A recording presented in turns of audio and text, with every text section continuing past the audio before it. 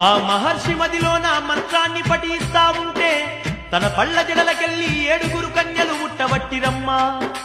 భూదేవిని తలవంగానే ముందుగా పెద్ద వీరమల్లు అవతరించెనమ్మా. ఓ యమ్మలాలా సూర్యదేవుని తలవంగా ఓయమ్మా, సూర్యకన్య పుట్టినాదే మాయమ్మ. చంద్రుణ్ణి దళవంగా ఓయమ్మా, చంద్రకన్య పుట్టెనమ్మా మాయమ్మ.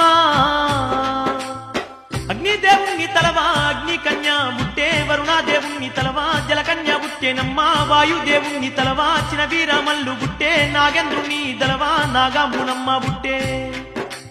పుట్టినట్టి 7 కన్యలు ఏమాని అనబట్రి మహర్షితో